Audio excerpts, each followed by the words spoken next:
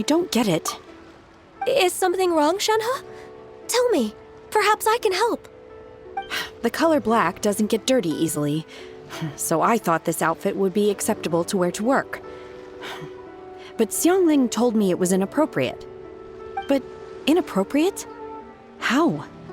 She probably just meant the outfit isn't suitable for that particular environment and occasion. But for a festival gathering with friends, a nighttime stroll, or an important banquet, your outfit is more than appropriate, Shenhe. So you're saying it's only something I should wear in front of important people? I suppose that's another way to think of it.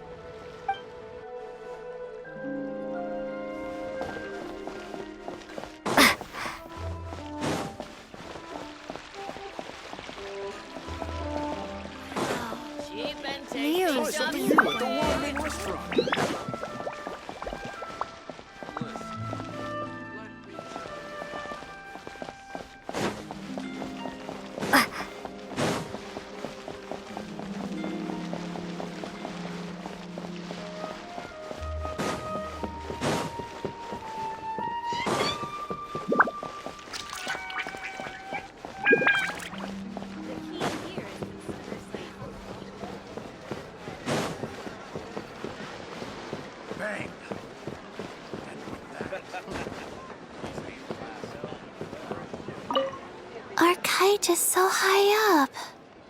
Thank you for inviting me, Yao Yao. I am having a lot of fun. I'm glad. If you want, we can go fly kites some other time, too. The fun doesn't have to end today. Really? How about we do it during the day next time? That way, we can see the design better. When it flies super high up, it will look exactly like a real finch. Okay. Can I take this kite to bed with me? But of course.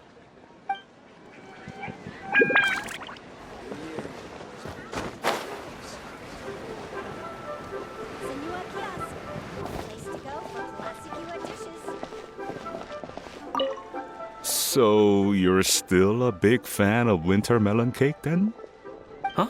Oh, I guess you heard everything Paimon was saying, huh? Of course. She was talking about you. As your father, how could I not listen? Remember back when you were a kid, and you would sit on my shoulders to watch the Wushou dance. On our way back home, you would beg me to buy you some winter melon cake. We would only buy 2 at a time, but before long, we tried the winter melon cake from every vendor that street had to offer. There was also that one time you used your pocket money to treat me. Do you still remember? Yeah, I remember. That was the best winter melon cake I ever had. Let's go back sometime. The shop's still there, and I remember the way. My treat, just like before. Are you sure? Absolutely.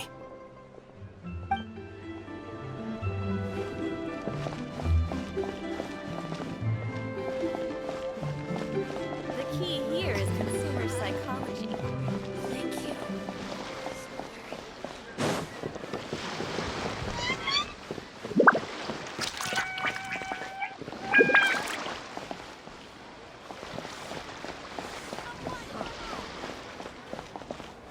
Try your luck betting on Jade?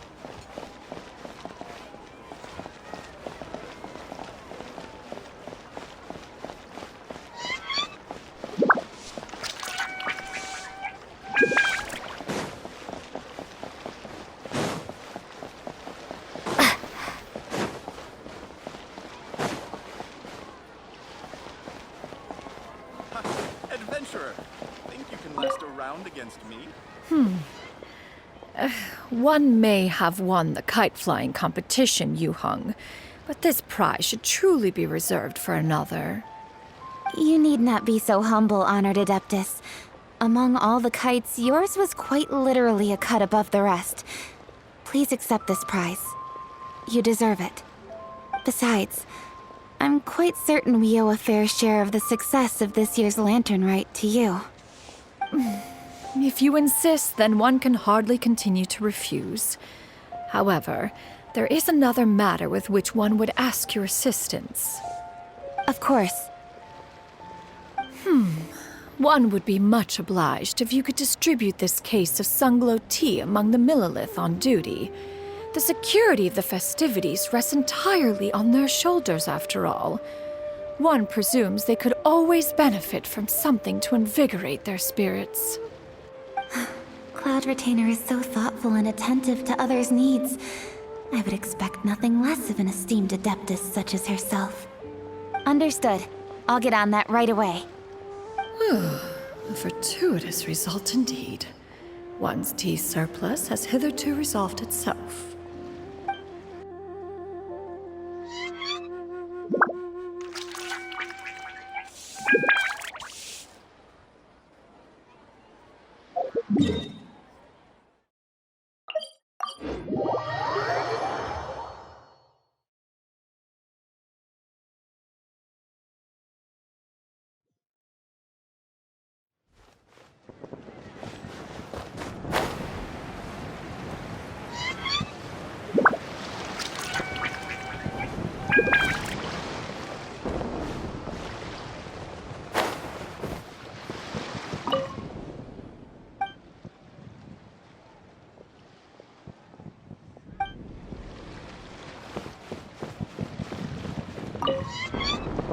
Given your present countenance, one presumes you are missing some old friends again. One cannot help but be reminded of them. Pray speak. Unburden yourself of these sentiments. One simply wishes Menogius were alive to witness such peace alongside us.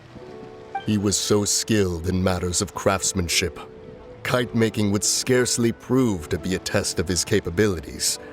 Were he yet amongst the living, he could have opened a kite stall. One is certain it would have been an establishment rich not only in profit, but also esteem.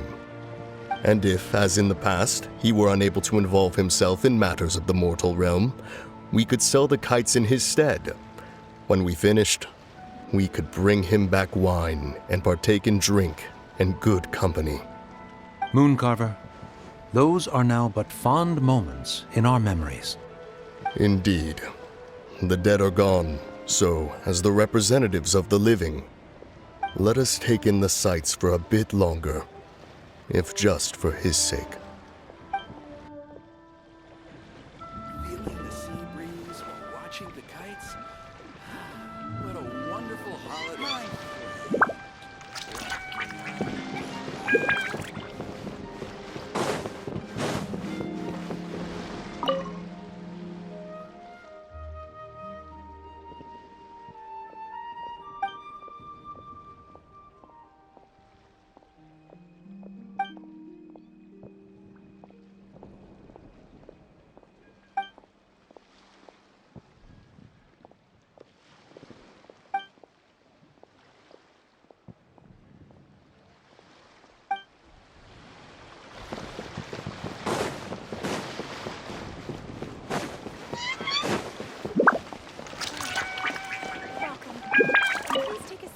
Lantern Rite was simply amazing.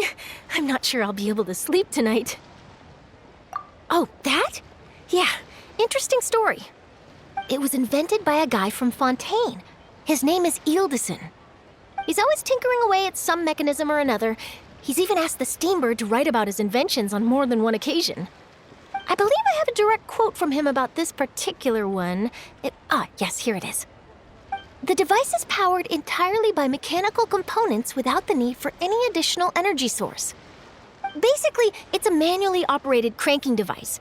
How high it can fly entirely depends on how much force you can exert. Combining this invention with a kite.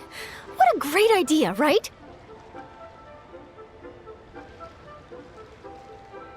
Oh, my conversation with Mr. Ip went really well.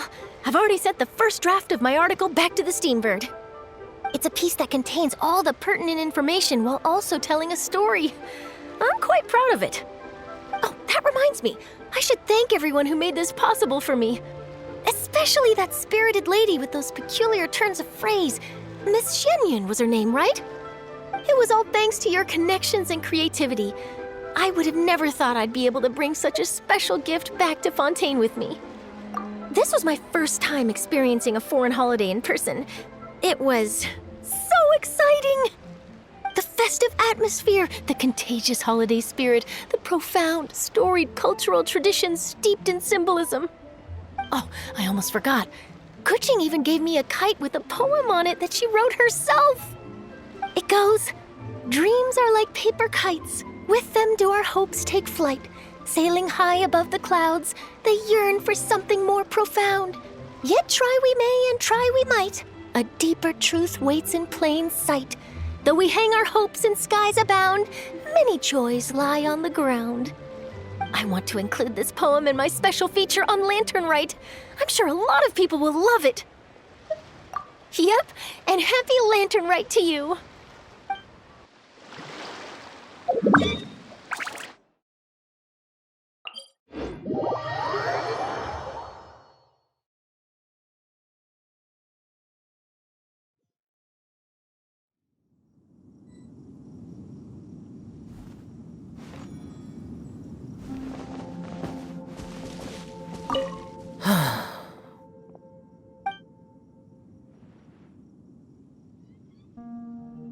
Traveler, thank you.